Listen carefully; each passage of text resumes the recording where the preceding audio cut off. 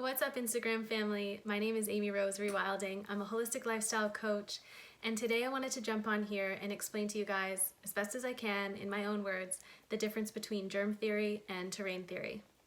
Now, when I started researching this, it really removed a lot of fear, and that's my hope for you, that it will remove fear around wearing masks, around hand sanitizing, around seeing and hugging your friends, and around getting sick. So let's get into it.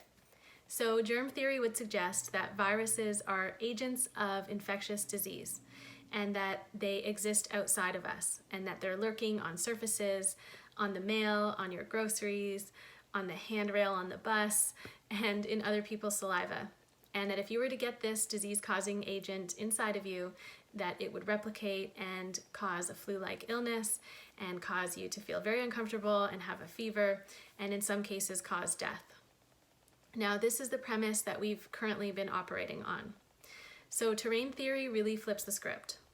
Terrain, meaning your body, essentially it says that viruses are created inside of your body, so endogenously, created inside the cell in response to systemic toxicity.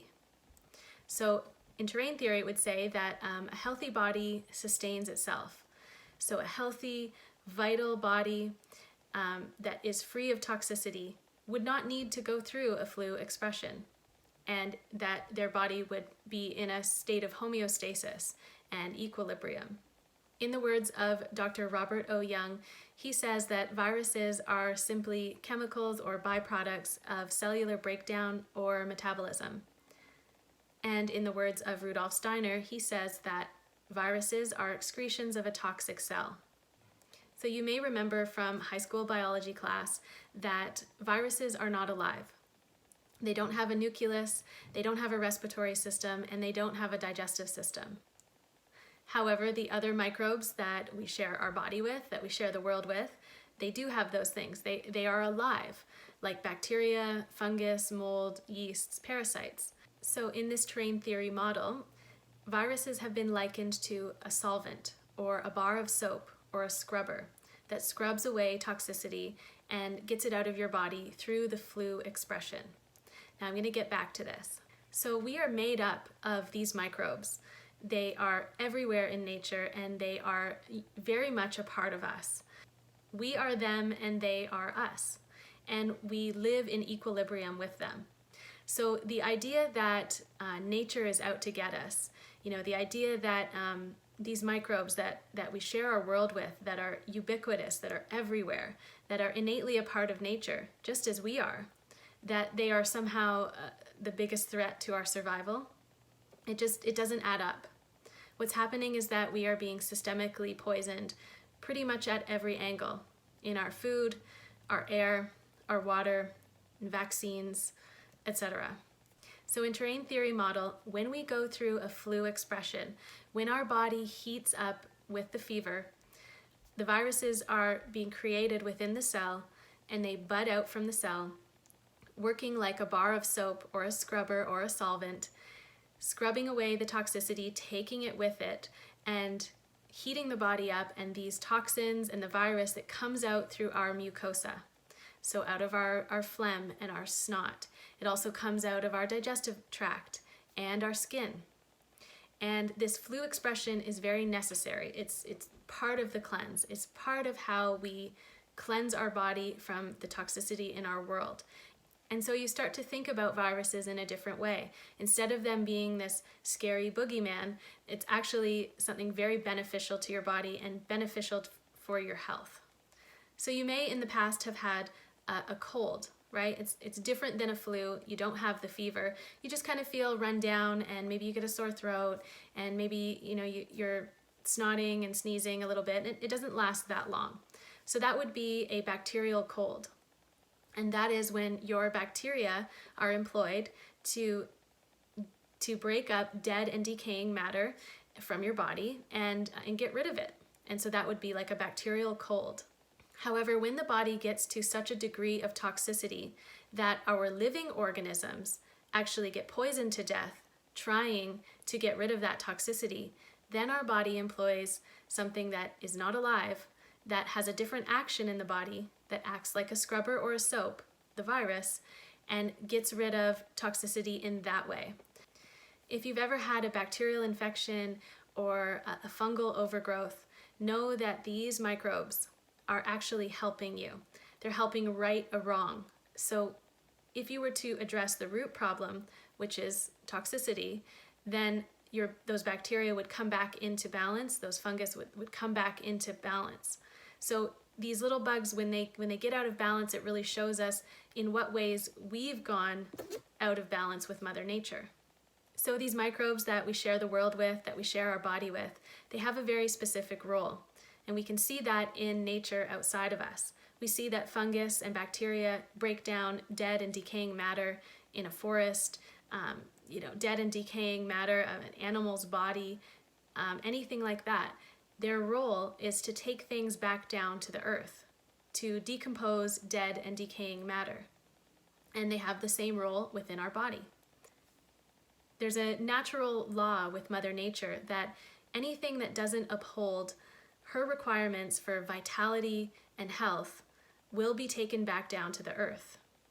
So a person, a plant, an animal. So to kind of look at this from a little bit of a different way, so from an unemotional way, why do some people die from a flu expression? Well, a healthy person won't die from a flu expression, but an unhealthy person will. And there's a number of different factors that can come into play here, so it really is about context. But Mother Nature will always take back down to the earth something that does not uphold her requirements for true vitality and health. So looking at it from a little bit of an unemotional way, it is terribly tragic when someone dies from the flu.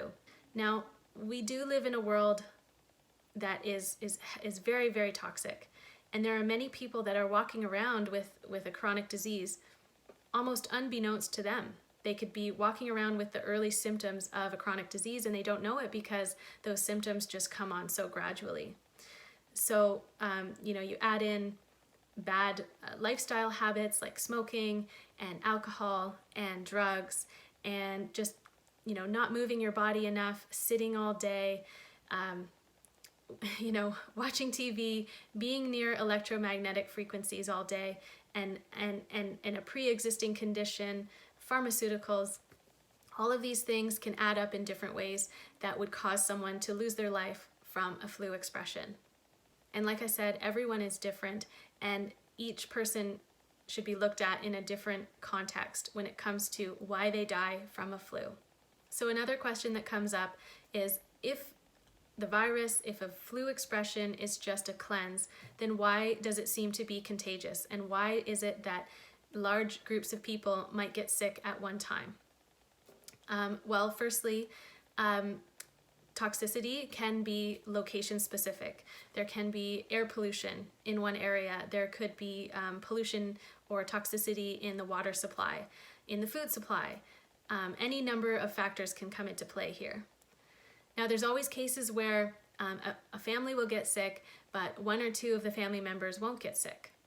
So it doesn't mean that they've avoided the virus. It just means that their body doesn't need to go through a flu expression at that time.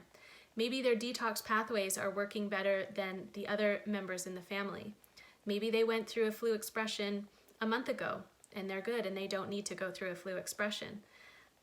So you could be exposed to a virus, and if your body doesn't need to go through that expression, then it won't.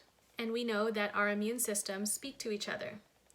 So tribally, if I were to be in the vicinity of another tribe member and I was going through a flu expression, my immune system could be speaking to their immune system saying, hey, I'm going through this flu expression because of these environmental toxicants that you're likely exposed to as well. So it might be a good idea for your body to go through one as well. So it kind of confers survival advantage in that way, and you can kind of think of it as a survival mechanism, because tribally we would get sick together. It would be more advantageous to a tribe to get sick together instead of getting sick in a staggered way, and so that everyone could cleanse together and recover and move on. So how does 5G fit into all of this? Well, 5G is a stress. It's a stress on the body. It's a new frequency that we're being exposed to. So, you take someone that has a high degree of toxicity and you add some electromagnetic frequency to that, it can almost induce that flu-like expression. And when we saw in Wuhan people standing 1 minute and then being passed out unconscious on the floor the next, the reason for that is that this microwave technology, this 60 gigahertz, in the same way that microwaves heat up water molecules in food by oscillating the water molecule, the same way that 5G oscillates the oxygen molecule such that our hemoglobin can't uptake it and can't take oxygen around our body. And that's why this particular sickness seems to be a respiratory sickness similar to high altitude sickness, where you're not getting enough oxygen to the brain. So people are definitely getting sick, and people will continue to get sick. We're living in an increasingly toxic world, and they haven't really let up. So to just kind of understand this from a different way, that we can't really, there's really nothing that we can do with masks and gloves and sanitizing that we can keep from getting sick. There are lots of measures that we can take to keep our body healthy and to maintain a high degree of health, so that if we do go through a flu expression, that we will absolutely survive and we can trust our body to do so. So the powers that be, they will never acknowledge terrain theory model as a viable model for disease, because all of the science that vaccines are predicated on would completely crumble and fall away, along with all of that interest and profit. And so they'll keep perpetuating the lie about having to wear masks and gloves and sanitizing surfaces and staying away from your friends and family. So lastly, I'll say science is a religion. Some people call it scientism. And in religion, there is dogmatic beliefs that you're not allowed to question. And that seems to be the way it is with established science. There's a documentary being made right now called On the Back of a Tiger. And it's all about the rigidity in the scientific community and the inability to acknowledge anything, any new idea that is outside of the established narrative. So the idea is that it's easier to get on the back of a tiger than it is to get off. And that tiger is that established science. So if we were to get off, then we would be done. We would be eaten. And all of the science that vaccines and everything is predicated on, it would fall away. And so there is absolutely no way that the powers that be will acknowledge terrain theory. And so terrain theory model is not necessarily new science. It's old science that has been suppressed. So guys, don't take my word for it. Study for yourself. Take the time to do some research, contemplate these ideas, and let them sink in. It takes time to think about things in a new way. In order to undo our conditioning and our brainwashing, we have to work at it the same way that it was applied, which is little bits of information consistently over time. So allow yourself to research some of this stuff. I'm not the only one that is speaking about this. There are lots of other people, namely Dr. Robert O. Young, Antoine Béchamp, Dr. Thomas Cowan, Amanda Vollmer, Dr. Andy Kaufman, Dr. Andrew Molden, Dr. Stefan Lanka, Dr. William Trebbing. There's also a book, I haven't read it yet, but I'd like to. It's called Goodbye Germ Theory, and another one by Ethel Douglas Hume, who she wrote about the life of Antoine Béchamp and Louis Pasteur, and the differences between their theories, so germ theory and terrain theory. So guys, this theory really makes a lot of sense to me.